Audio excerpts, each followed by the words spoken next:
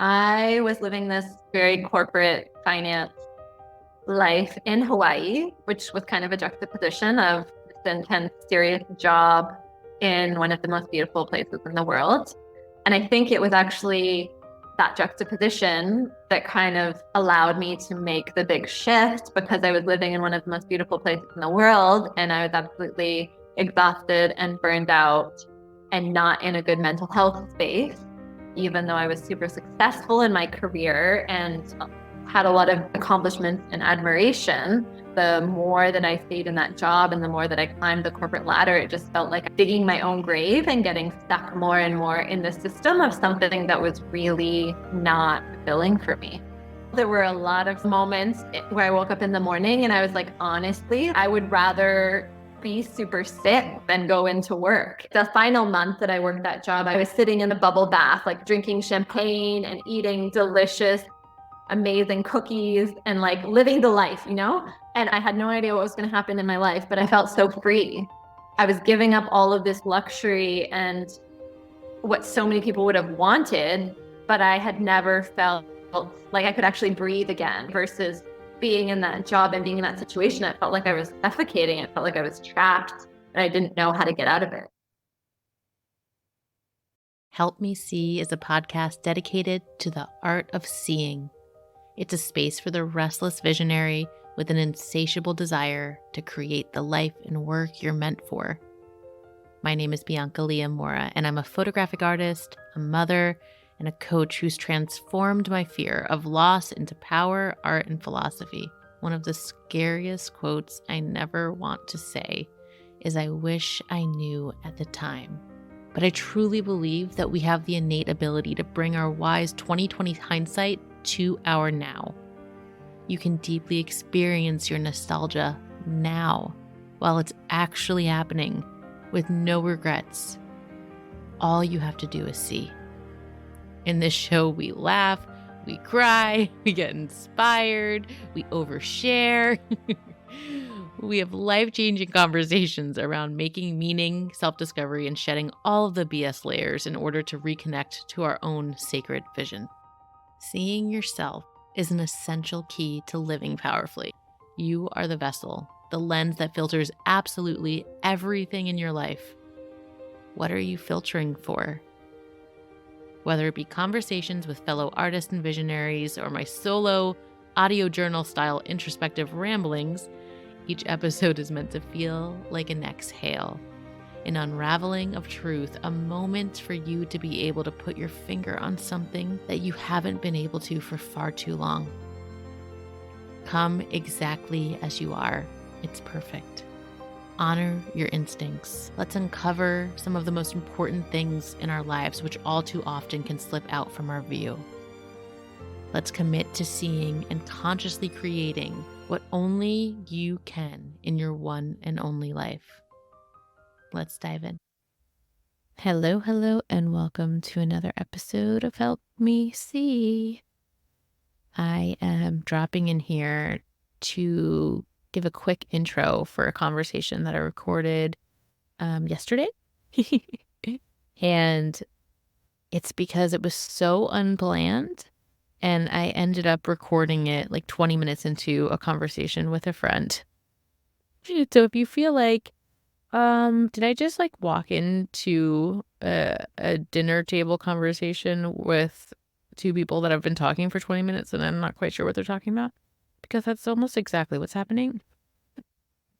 My friend Sara is this magical unicorn human being. She is an ecstatic birth and destiny doula. She helps women infuse more pleasure into their lives and into their births. And she is based over in Egypt.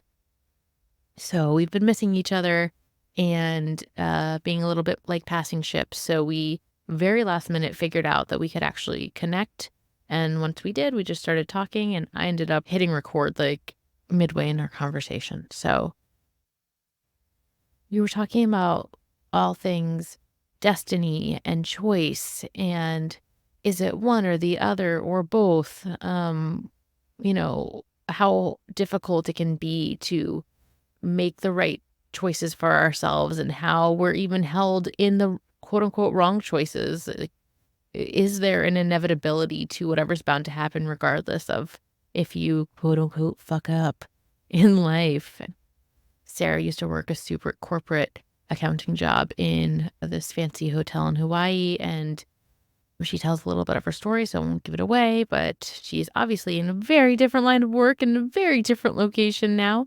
And I think it's just so important to normalize these conversations of question marks and openness. And a lot of the banter Sara and I have, we don't even have our minds made up. I really love the idea of putting out there the inner workings of a mind, talking about a topic that it doesn't have its mind made up about already. Some of these concepts that we touch on are so, like, we touch on like past lives. And I'm like, I don't even know what I think about that. And what do you think about this? It kind of mimics what I feel about the how I don't agree with share from the scar, not from the wound. I just feel like that is so isolating. And yes, for some, but not for all. And it makes it almost like shameful to share from something before you have it figured out and are healed and better and put together. And fuck that, right? So I love the idea of questioning and pulling threads and meandering around these really big, juicy concepts before I find out what I really think. Because who knows how long it'll take me to figure out what I think about this. And even once I figure it out, I really hope I'm always open to seeing it differently. Before I let you go and into this conversation, this juicy convo, I wanted to share that I recently did my very first remote photo session. Well, I've done it once before, but I did it before all this new fancy software existed. It's on FaceTime, but this was through the Close app, and I dialed in to this incredible artist over in France. She had just dropped her first ever song on Spotify, and I resonated so deeply with it. I reached out, blah, blah, blah. Long story short, we did a session in this chapel where she recorded the song and has gone there many times to rehearse. So it was a really special place for her to be. And I am so furiously in love with this process and how strange and wonderful it was, and how everything was difficult because, of course, there's no Wi-Fi in an old chapel in France. And also, it was incredible. So it is now officially an offering of mine. So if you are an artist of any kind and identify with artistry in any way and would like to be captured in your flow, in your craft, I am now offering remote photo sessions to anywhere in the world. And I'm also doing it a little differently. The rate for these sessions are special because there's a 2-option structure here. It's either $4.97 for a remote session, or it is pay what you can. I just really feel passionate about being able to connect with emerging artists in this way. And I understand very deeply that things can be tight and it can be difficult to invest in something. So if you know anybody that is an emerging artist that might be interested in getting photographs done, feel free to send them my way. And I would love to connect. If you are one of those people, I would love to connect. You can find me over on Instagram at Bianca Leamora. The last couple of posts that I made are of the remote shoot. So stay tuned. I hope you enjoy this super candid conversation with my dear friend, Sara. Whatever, but like a relaxed woman was never like, that was never prioritized or thought of as important to like center or create important. Be a topic of discussion. Yeah, a statement of being. Yeah.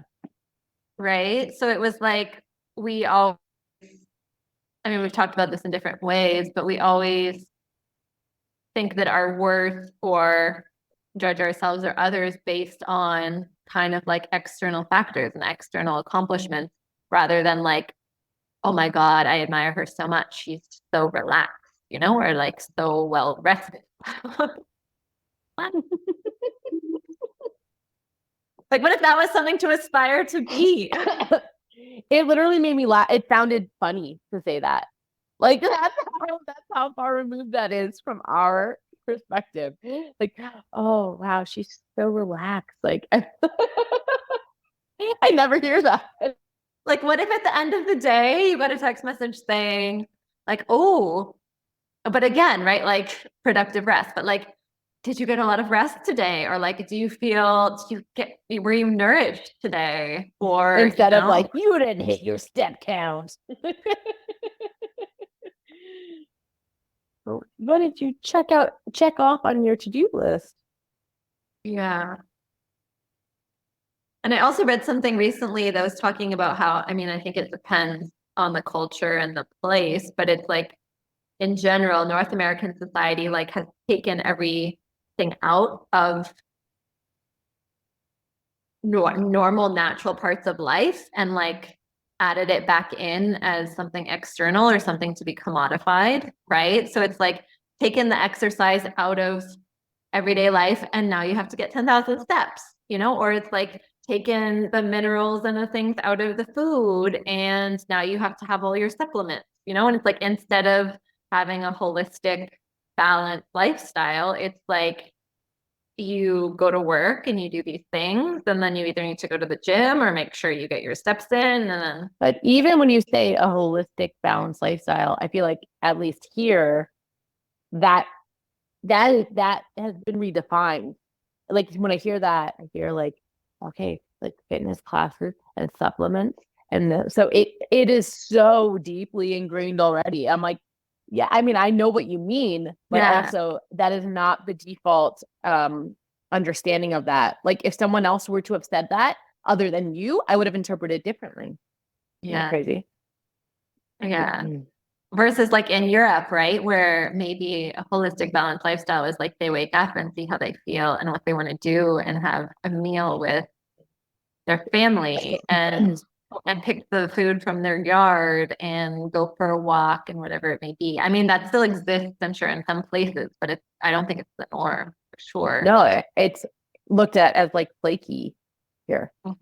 Oh, you want to wait and see, like, can you commit? And, I always felt like a bummer or something because you're like, oh, what do you want to do this weekend? I'm like, I don't know. I don't want to do nothing, but I don't want to have to do anything. I don't want anything on the calendar. I don't want a requirement of me because I don't know how I'm going to feel. And I just want to be able to move with that. And it's so hard to be able to do that in the way the world is set up right now, or at least here. How is it there? Like what?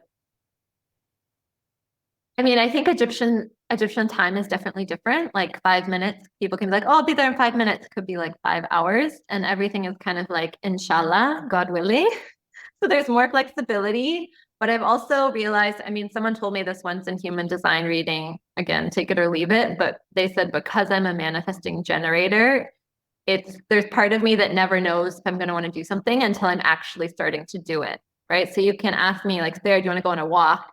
And we need to be like on the walk before maybe I'm like, oh no, or like, and I need to be able to have that flexibility with my relationships in my life to tune in, which I've created a lot in my friendships where sometimes it's like, okay, we have this tentative plan, but we'll check in right before and we're open to being flexible because I don't know how I'm going to feel. And I feel like that's also a very like feminine thing as well in terms of being fluid and going with the flow and being open to like what actually wants to be revealed in an experience.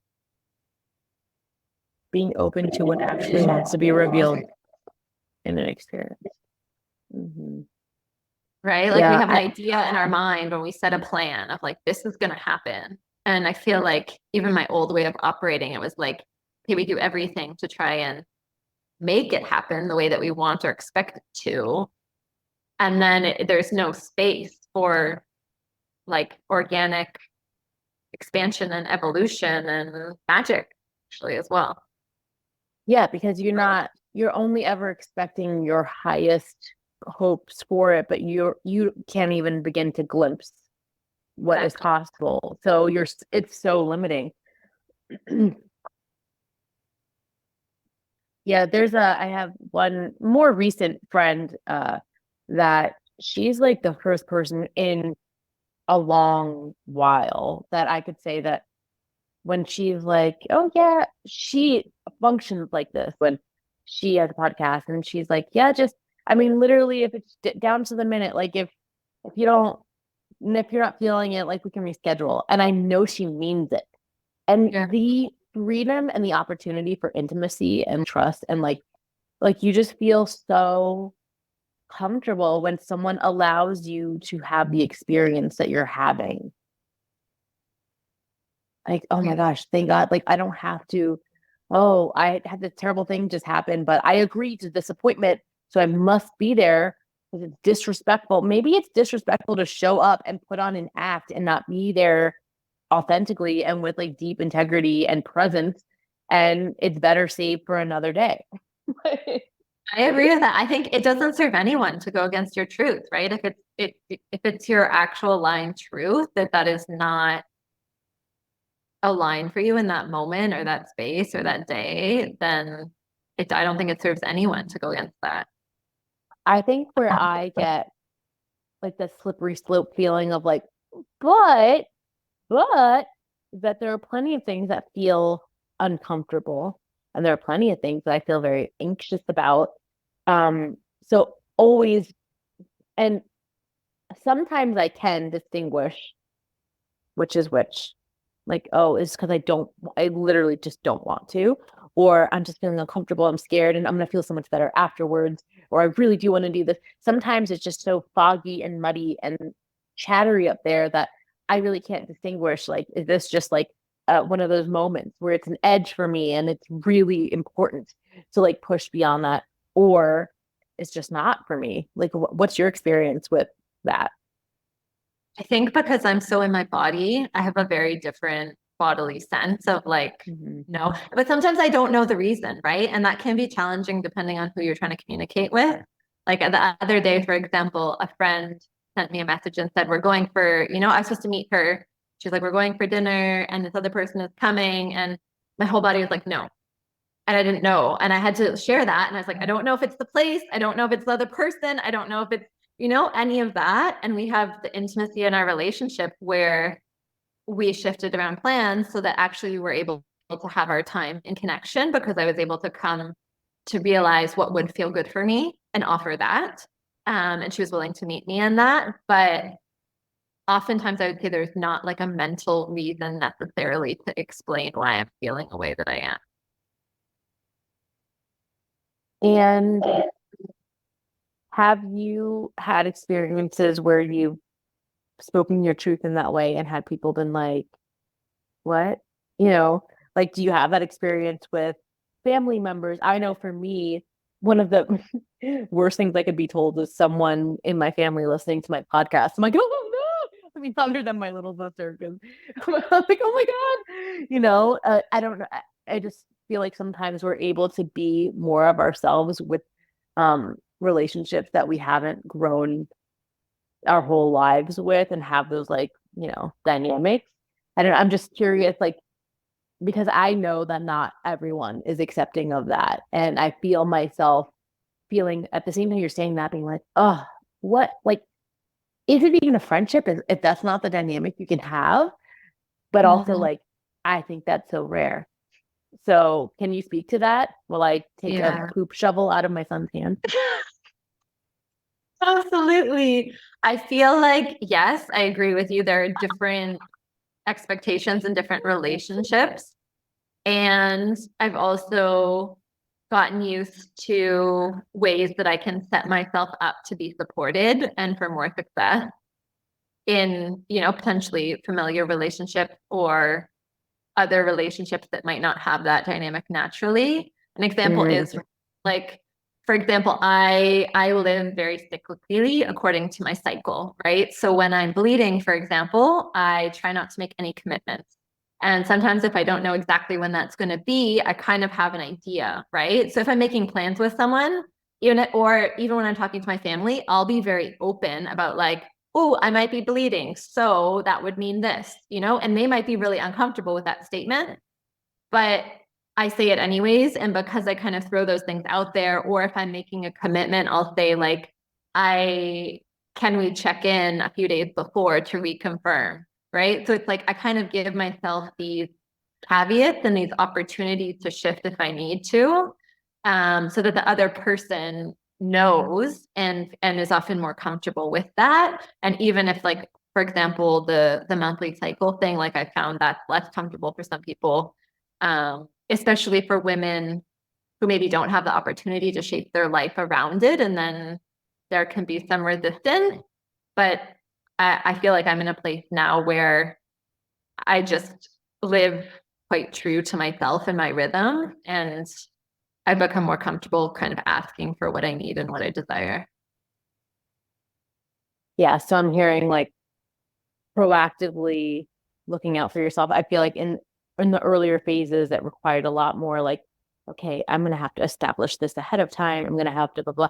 And like in doing that, like over time, that was a way to ease into that. So now if you're not being hyper vigilant and like, okay, like how do I set this person up to be able to support me, which is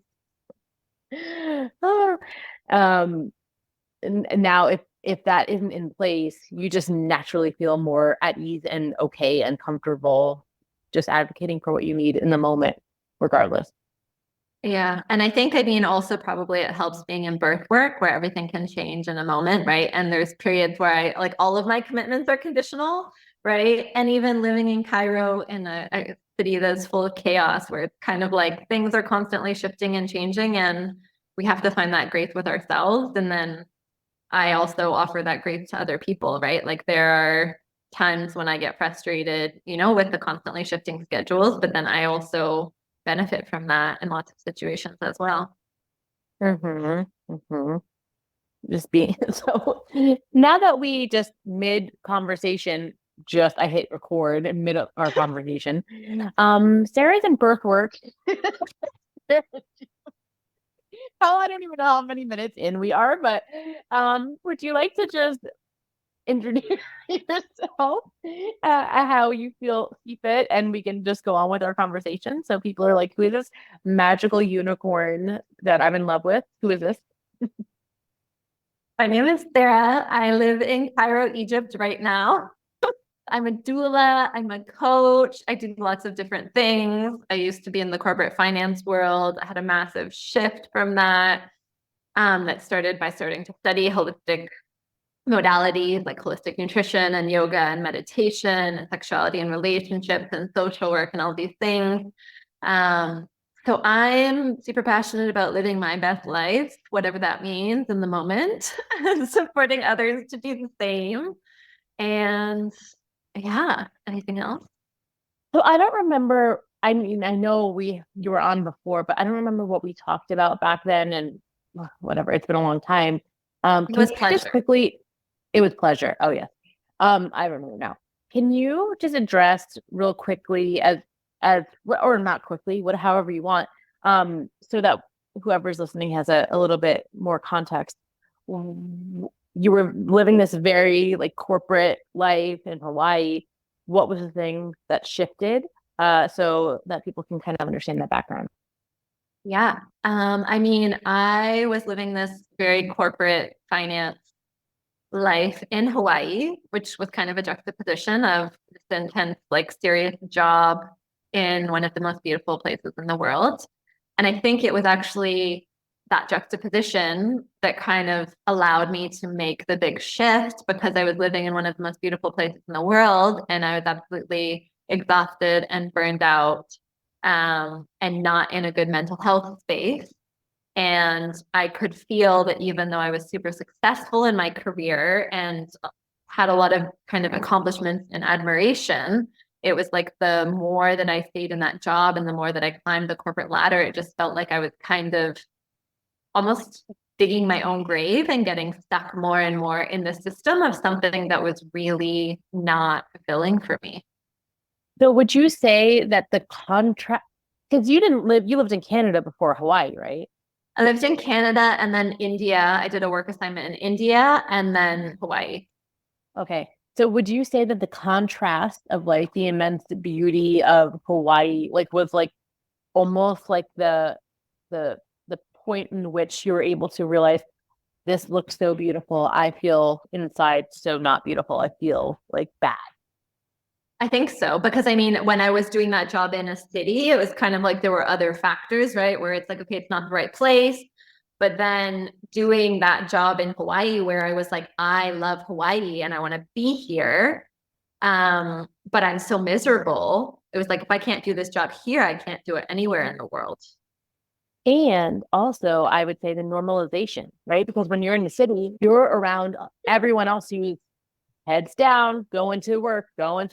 So in Hawaii, also, as well as a gorgeous environment, you're seeing other people living differently too. So maybe that was part of that realization. Like, was there a movie moment of like, fuck this, like, no more, or was it gradual?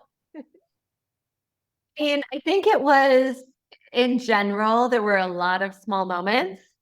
And there were also moments where I woke up in the morning and I was like, honestly, like, there are so many other situations. Like, I would rather, be super sick than go into work. And it was some of those moments where it was like, I'm making these choices and spending my days this way. And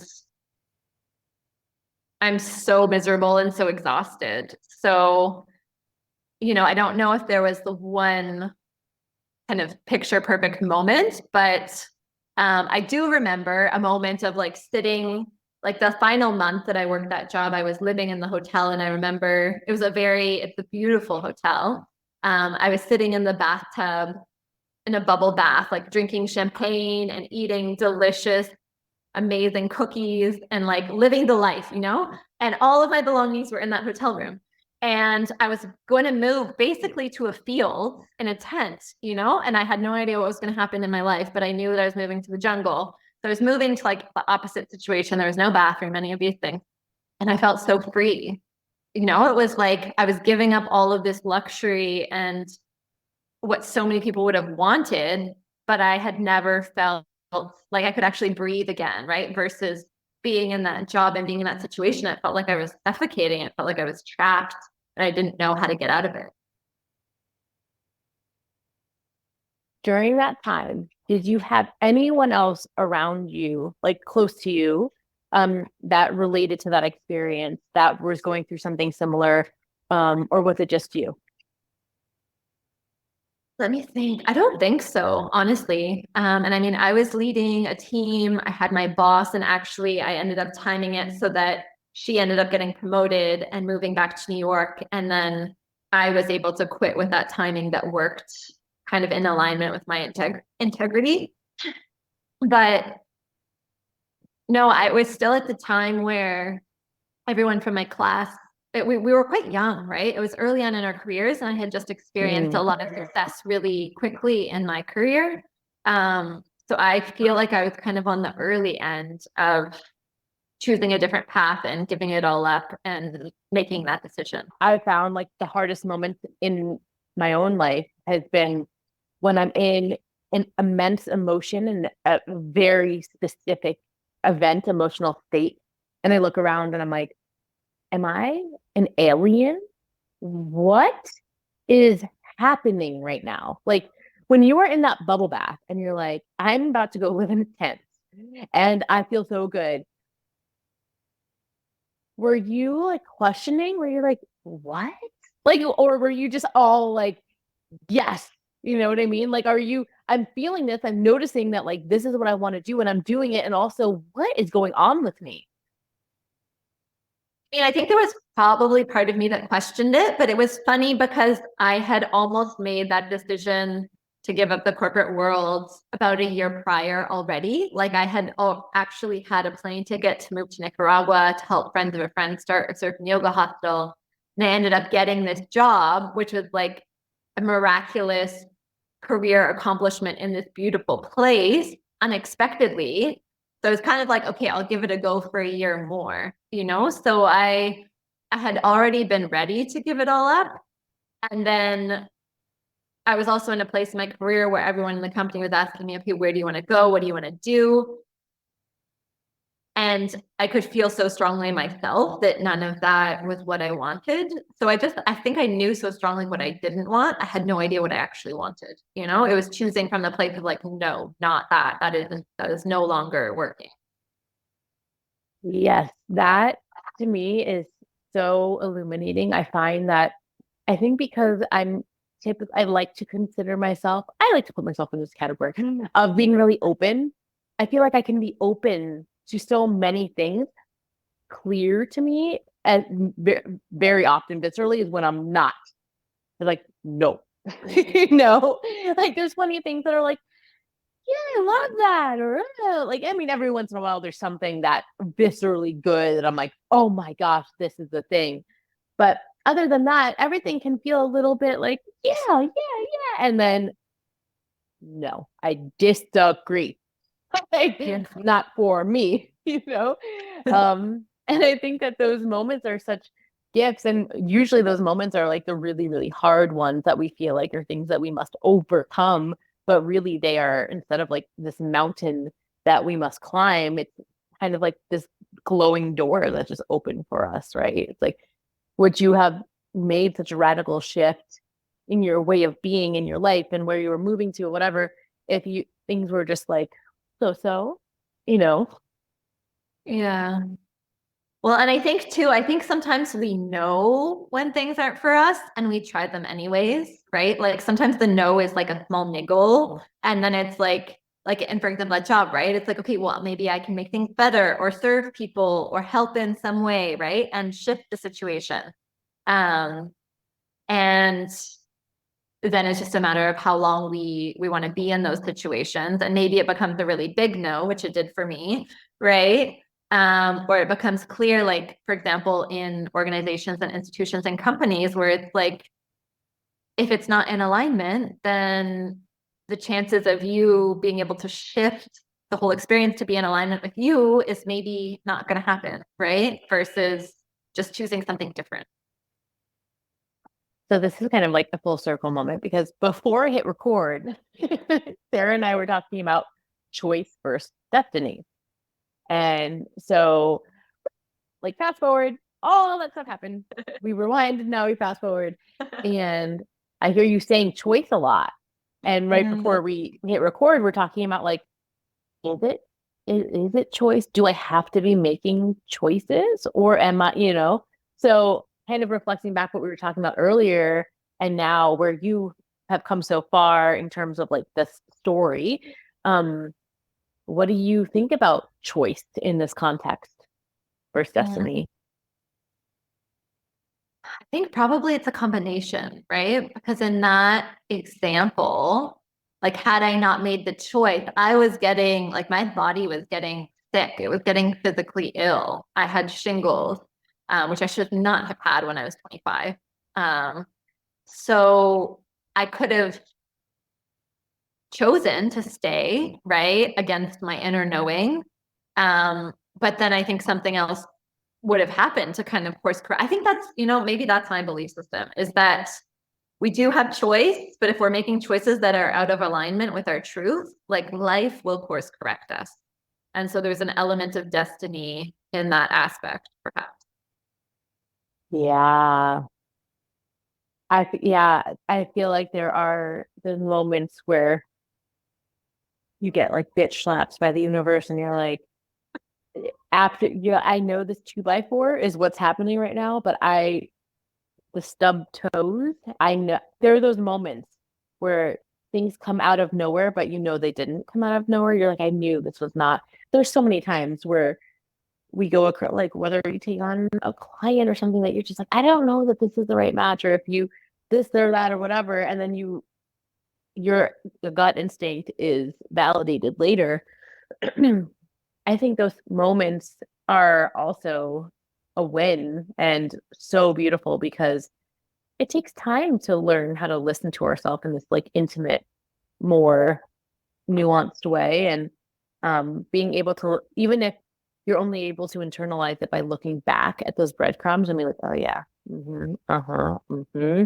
that just like helps you moving forward. But I really love what you're saying here about how And I think I believe this too. Like, I think there's no wrong, because even if you choose something that's quote unquote not right for you, like where you end up coming out of that situation and what you're gaining from that, it all feels perfect, which is easy to say when you're not in the depths of like a really hard situation. Yeah.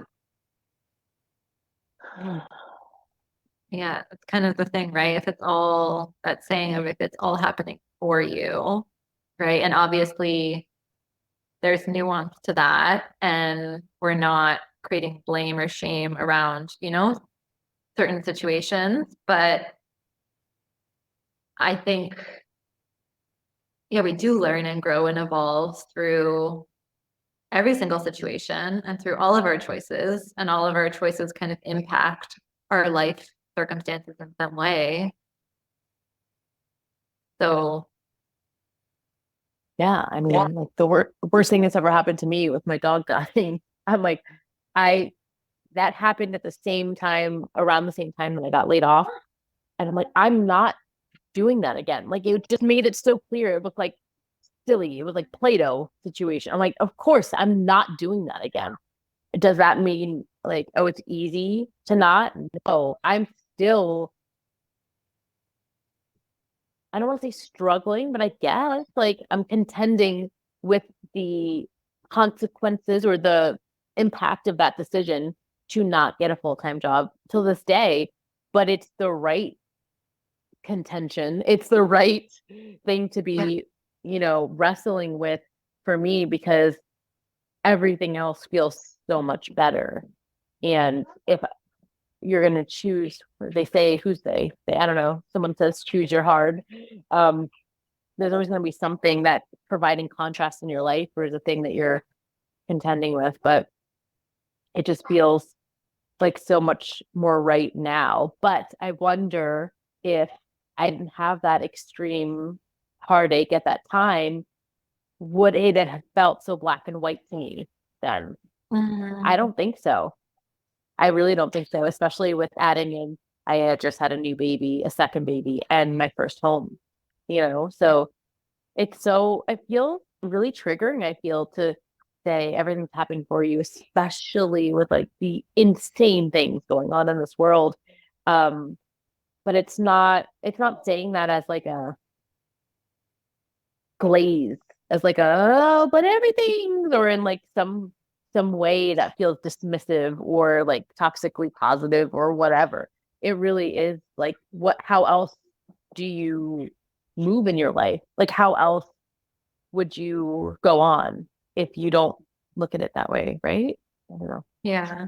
Well, and I think, I mean, when clients or when friends, for example, sometimes they'll say, like, okay, I did lose my job, right? Or something really, this person, exited in my life. For me, I'm actually like, there's a part of me that's like, great, right? It's like that option is being taken away, right? And we can analyze if it's good or bad or why or whatever, right? But it's like, actually, that's information. And it's, like, for example, if someone's being laid off, right? Or there's an opportunity for them to get severance and they haven't been feeling good in their job anyways, it's like that's an opportunity to explore what your next step is, right? Or if there's someone in your life who has suddenly been removed from your life, it's like, yes, that's a gap, but it's also an open door for something else. So in some ways, I actually, and in my own life as well, it's like those are really helpful. I see those as helpful signposts as well, because yes, there's the emotions and the processing, obviously, to do around those situations and the integration for sure, not to bypass any of that. But again, it's part of our path and journey, and I think we are being led and guided in some ways and supported to make choices continually that are more in alignment with our truth. I mean, probably the first and forever huge global of that is the pandemic, right? Like, whenever has there been like an experience of that for so many people at the same time?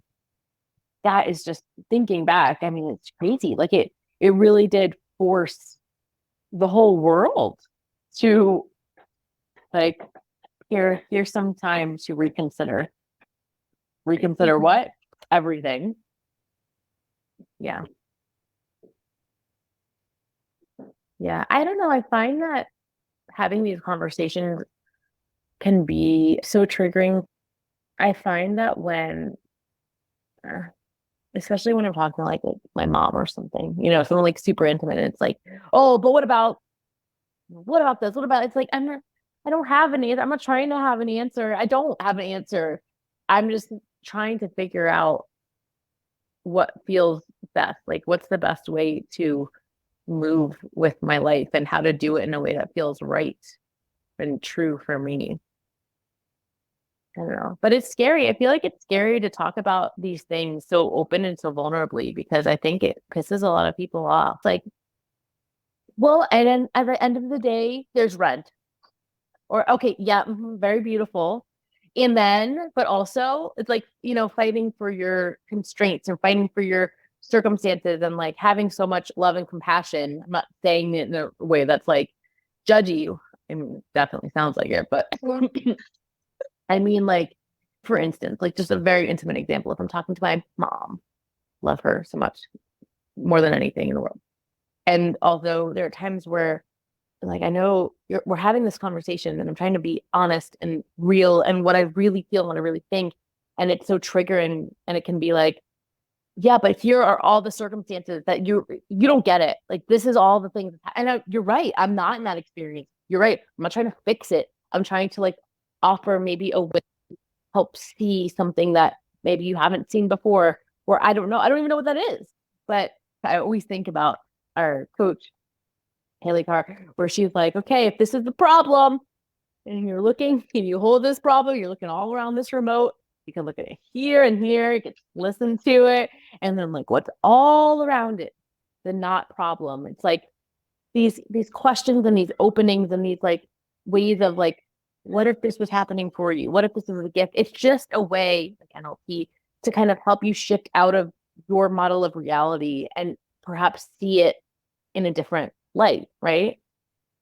Yeah. Well, I think sometimes it's like a matter of safety, right? As well. Like for some people, the way that they interpret things or see things, like that provides safety for them, their context of seeing the world. So they're able to justify their own choices by explaining why other people's choices are wrong, right? And some people hold really tightly to that and either explaining why other people's choices are wrong, right? Or even like justifying their own sometimes pain and suffering, right? And I think that happens a lot. And I think even in lineages, right? Like our parents or grandparents, all these, like we come from generations of different types of wounding, different types of suffering, right? And some of the biggest healing work is actually like letting go of a vow of obedience to hold on to that suffering, right? Because there's a betrayal in that of choosing something different. And there's the question of like, okay, do I want to continue that on for my family or for myself versus what do I actually choose for myself? And if that means like betraying my lineage in that way, I'm actually doing this for my lineage, right? But they may see it as a betrayal because it means that maybe their suffering was in vain. That's not what it means, right? But so it's your perspective and the way that you're looking at it. And I think that for me, I see it the way you do in terms of like what is most true for me and how do I want to live my life, right? And for me, that's also really different than a lot of my family and the choices that they've made, because we're different people and we have different paths and different journeys. I think as I hear you speak, I just what?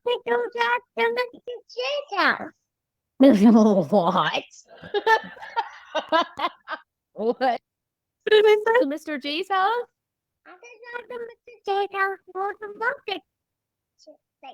No, I don't think so. I think Mr. J is busy. Okay, thanks, buddy.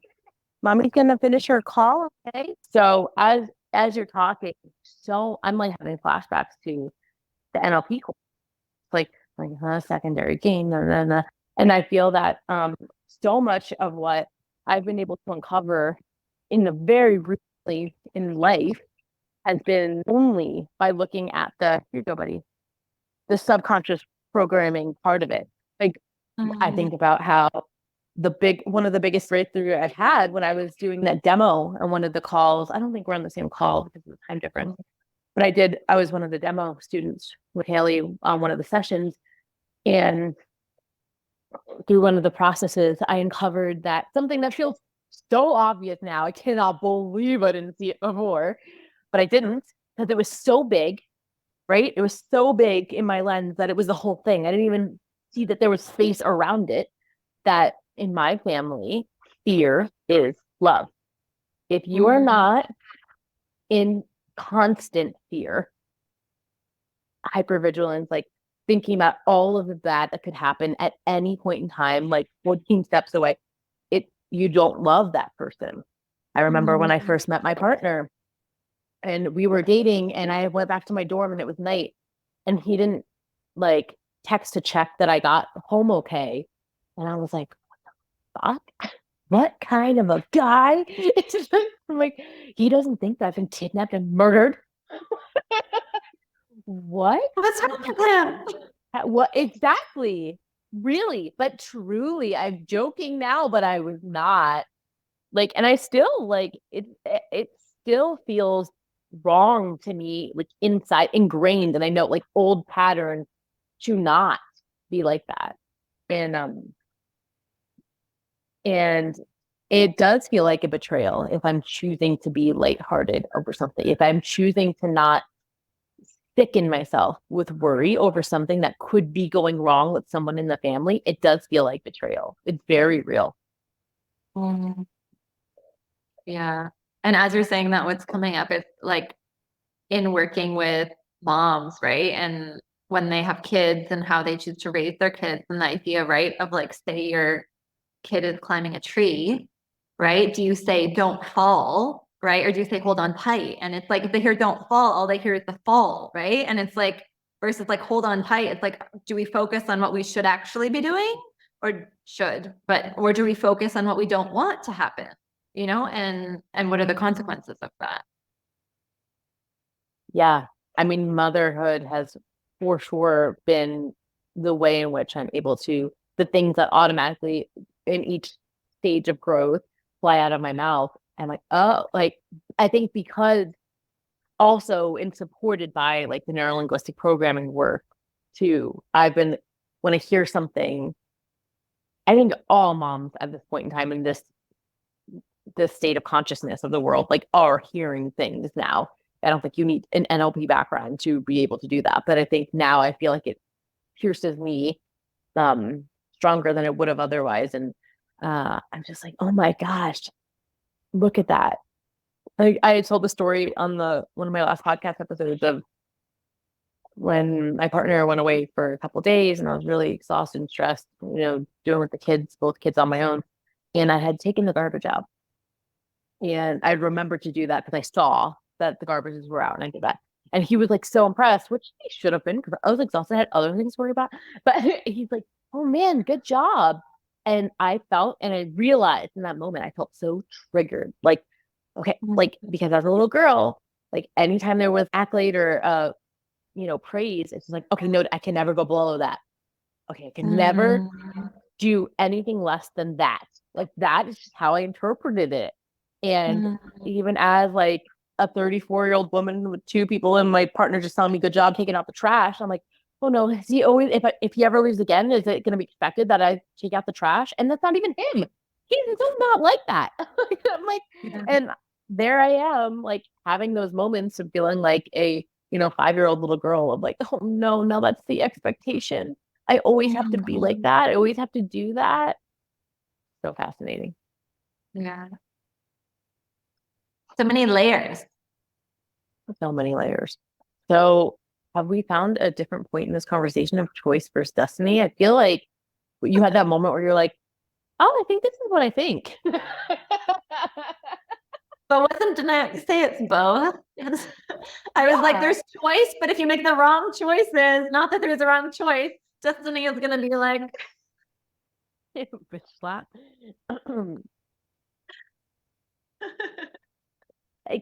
Well, maybe the destiny isn't like a fixed point, but more so like an inevitability. Okay. But it's a moving target. I think that's where it feels like it's like hanging your head on anything as like, well, that's the thing. And no matter what, it'll end up there. Like maybe the there is what's always evolving. I mean, because right when you think about it, and I still don't even know what I think about all this. I don't know enough about it either. But when they say like we're in all these different lifetimes and you didn't learn this lesson in that lifetime or like this lifetime, and I'm like, well, what does that mean? Like, so like, what if I did? Like, what? Yeah, I don't know. It's just there's just so many different ways to look at it, and there's so many different perspectives. But I don't know. What do you think about that? I don't know what I think about that. About the different lifetimes. Yeah, like because I think about like, okay, well, if there was a set thing and you didn't, oh, not this one, not that one, not that one. Is it like when you did, like that's it? There's just no more, or like I don't know. I don't know what I think. Exactly. And if you actualize your destiny in this lifetime, right? Like, yeah, is that really the goal? You know, And I then think what? it You're done. Game over.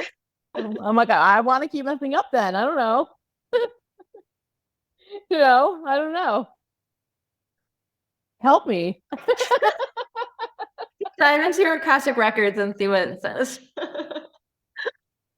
And these are all right. Like the other thing that I find fascinating, which is a whole nother conversation, but it's like these threads of learnings and lessons and challenges and struggle that are very human, right? That we obviously our lives and our paths feel very personal, but once you kind of zoom out, there's lots of people who have similar trajectories, right? They have to learn this, or they're working through betrayal, or they're working through poverty, or they're working through like whatever it may be. And sometimes they all seem so different, but it's it's the journey of our lives, and it's the journey of humanity. And then with that being said, what's the only thing that makes sense to even focus on? Like, like what's true for you? Yeah. Yeah. I mean, for me, it's what's true for me and what feels aligned and what allows me to be true to myself, which feels like being of service and being a source of love. And at this point in time, that's what's true for me in my life.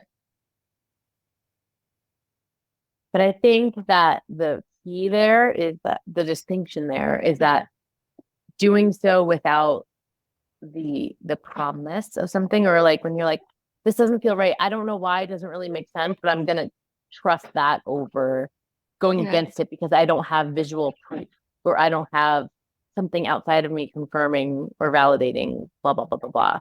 Right. So when you're like, I live in Egypt.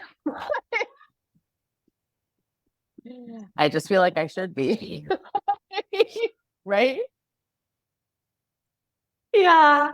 Well, and I think, I mean, again, a whole nother conversation, right? But in our lives, we're so conditioned out of being connected to ourselves, right? We're conditioned by society, we're conditioned by school, institutions, all these things to be in our head and create a life that we think we're supposed to live. And then at a certain point, I feel like we do have all this work to do to undo that, to come back to ourselves. And then we start living according to like what our actual truth is. And there's so much that unfolds from that space. It almost feels like intimidating to me. Well, it's like it feels like such a huge thing to undo all of that and like come back to that place of, how you were born, essentially. And then after that, it's like, and then what? I think that's something that Haley addressed too, is that like you have this goal and this ambition, and it's like, but if I achieve that, that's everything I've ever wanted. Like if I attain that wholeness, I'm like, then what? Then what do it's like being attached to the struggle. Yeah. You can't even imagine. You can't even imagine what's waiting for us in our lives, right? Like I never knew that I never knew I would live in Hawaii. I never knew I would live in Egypt. Here we are. So what you're saying is you don't have a plan for who's next, what's next? I have a plan for the rest of the evening and to wake up in the morning and see what happens. And I feel very blessed and grateful to be able to live my life in that way. And also, can you, Ben, can you take him down 1 second? I'm wrapping this up. Can you take him downstairs for 1 second? You're gonna work out. Okay, just take him downstairs for 1 second. Who knows what this recording quality is gonna sound like? I don't know what he's picking up. But that's okay. But what I wanted to say, I mean, if there's not even a way to wrap this up. There's no way to wrap this I know, up. I feel like there are 100 follow-up conversations.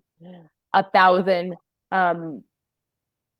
But you said, what was the last thing you said? You said, but I feel very grateful and blessed. Yes.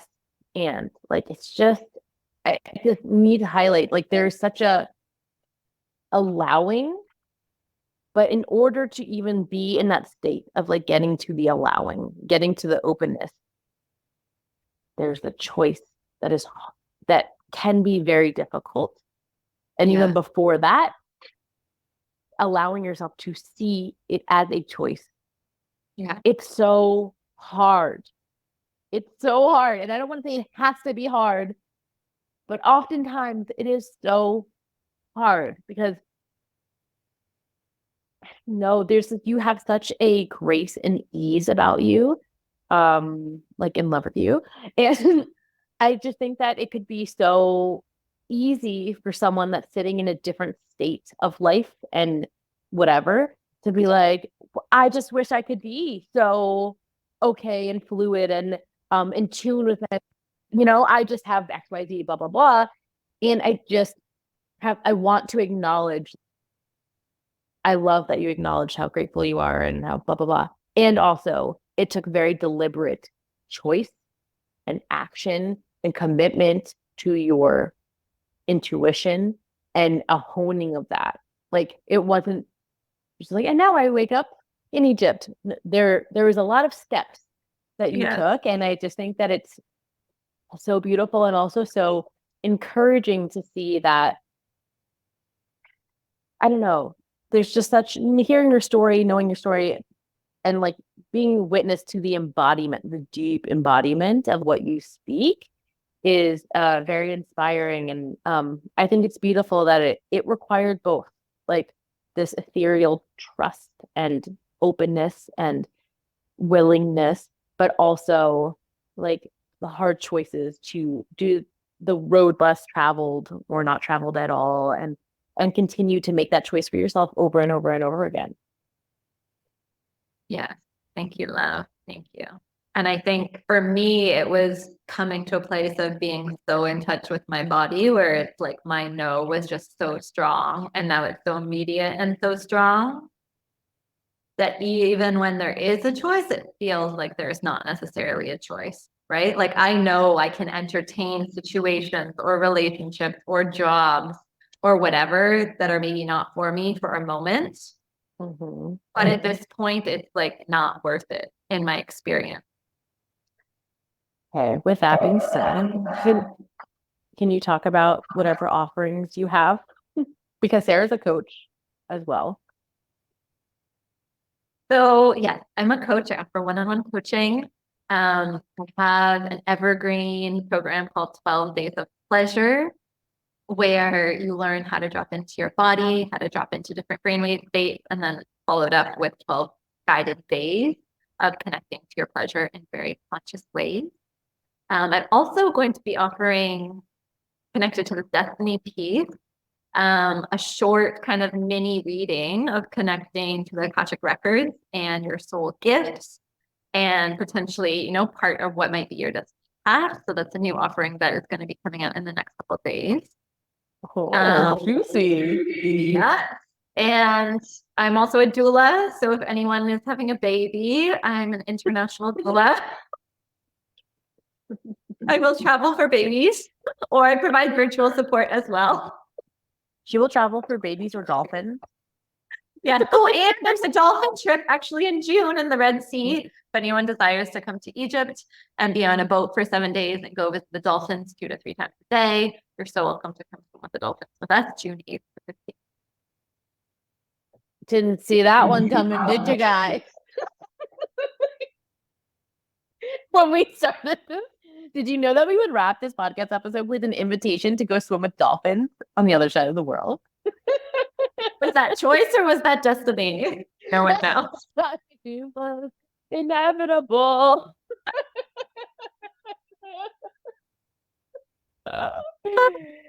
Oh man. Well, this was like the most glorious, juicy, luscious, unplanned, candid, whatever talk. You have permanent open door invitation to come on whenever you want to talk about whatever you want. All of Sarah's information will be in the show notes. Thank you so much, Sara, for blessing us with your time and energy. You're welcome. It was such a delight, such an unexpected surprise. I love you so much. This has been an Awkward Sage production.